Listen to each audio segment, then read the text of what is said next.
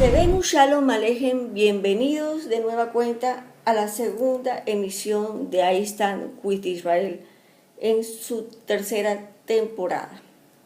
Que es fundamental saber que la verdad sobre Palestina es apoyar la lucha contra el terrorismo y la propaganda. Es necesario usar términos moralmente correctos y no los términos políticamente correctos. Que en el programa del día de hoy hablaremos por qué la narrativa palestina se contrapone con la narrativa sionista y los antecedentes históricos. Asimismo, desmantelaremos décadas de distorsión y engaños arraigados en la conciencia colectiva, poniendo cada cosa en su justo lugar y en su justa medida. La narrativa palestina, que en su condición de Estado es una amalgama de mitos fácilmente identificables y irrefutables. Necesario establecer algunos antecedentes históricos que nos ayudarán a comprender lo inverosímil de esta narrativa.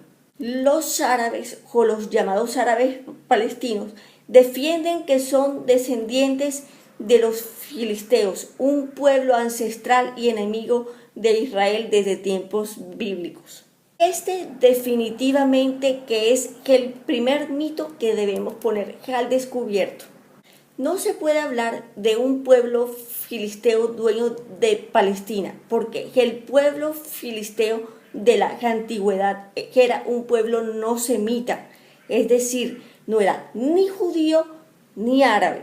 Los filisteos eran mejor conocidos como los pueblos del mar, porque procedían de la isla de Creta, en Grecia. Más aún, filisteo no era una denominación étnica, sino que era un calificativo despectivo, que en hebreo significaba invasor, ladrón.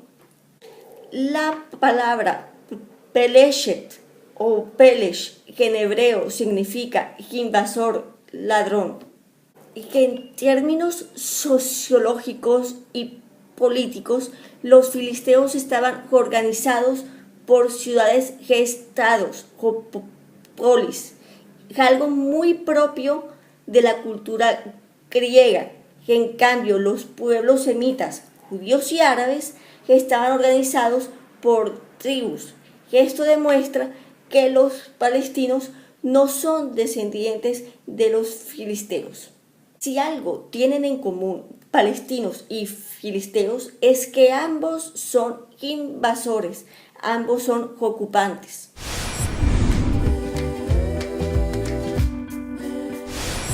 Que en el siglo I de la era cristiana los judíos estaban esparcidos por todo el Mediterráneo y estaban enseñando la ley de Moisés. Es necesario comprender que la ley de Moisés surge a raíz de una revuelta de esclavos, por lo que esta ley denuncia la opresión y protege a los pobres. Por esto era que los romanos no querían que esta ley se aplicara entre los oprimidos del imperio. Los romanos entonces organizaron una serie de matanzas recordadas como la Primera Guerra Judía, la revuelta de la diáspora y la Segunda Guerra Judía. De acuerdo con los historiadores romanos, en estas guerras fueron asesinados más judíos que aquellos que murieron en manos de Adolfo Hitler. En el siglo II de la era cristiana, con el emperador Adriano, Jerusalén y las zonas aledañas pasaron a llamarse Siria-Palestina. Los romanos conquistaron el reino de Judá y luego lo llamaron provincia de Judea. Tanto reino de Judá como provincia de Judea significan país de judíos.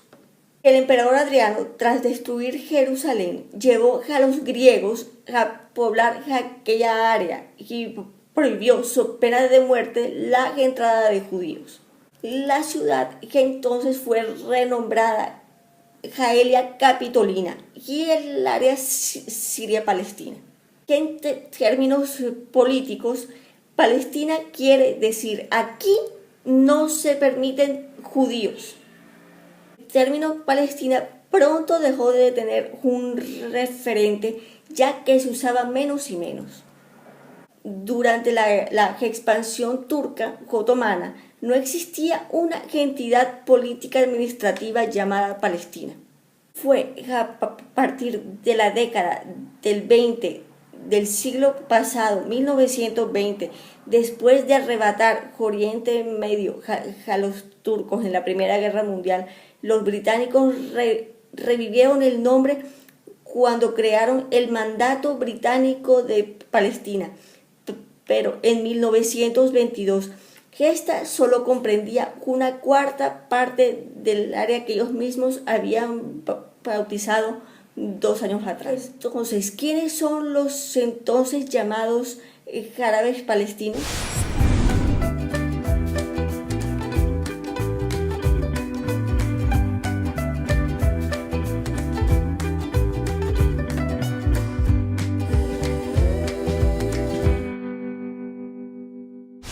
Existe un detalle significativo en la narrativa palestina, y es que en 1964 se escribió la Constitución de la OLP.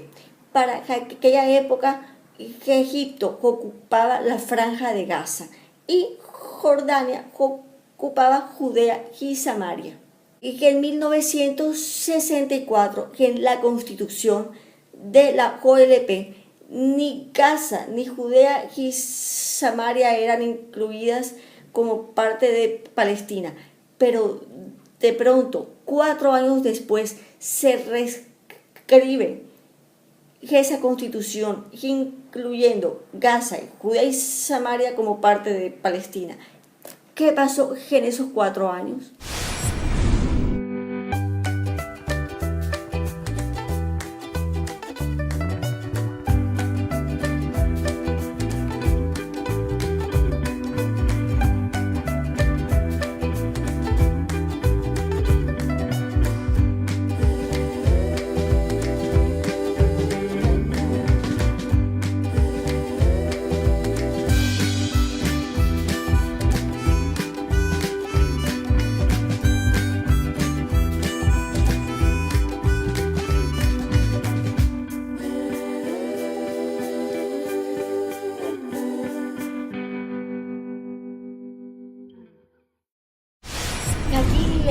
Les voy a explicar el cambio. ¿Qué fue lo que realmente pasó? Si bien habíamos dicho que en 1964, cuando Egipto tenía el control de Gaza y Jordania tenía el control de Judea y Samaria, que en 1967 ocurre la guerra de los 6 días. Los árabes provocan esta guerra y que Israel toma control de Gaza y de Judea y Samaria. Mágicamente, coincidencialmente, en 1968, la OLP reescribe su constitución, incluyendo los territorios que se encontraban ahora bajo el control israelí como parte de Palestina. Qué casualidad, ¿verdad? Lo que sí es cierto es que estas fronteras fueron escogidas como una estrategia militar contra Israel.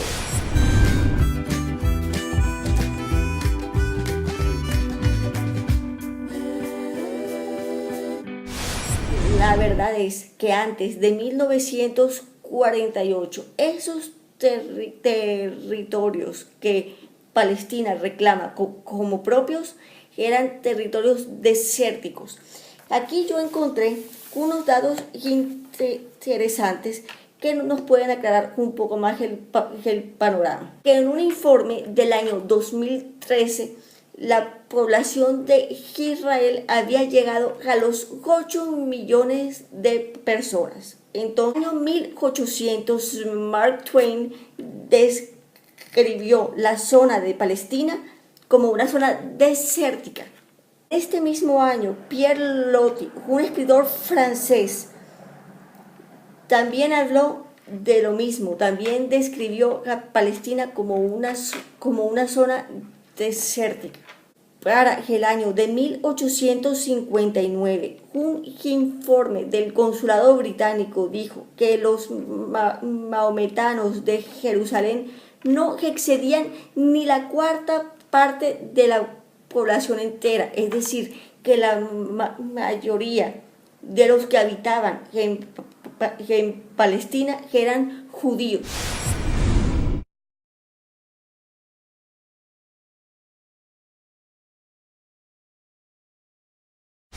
Entonces, ¿de dónde saca la ONU que los palestinos son residentes ancestrales de esa zona geográfica? Lo cierto es que los autodenominados árabes palestinos no son otra cosa que jordanos, argelios, yemeníes, egipcios, libaneses, sirios, que de la noche a la mañana, en 1948, que adquirieron el nombre de palestinos, cosa que no existe. De esta forma llegamos al fin de una emisión más de Ahí están with Israel. Hasta la próxima.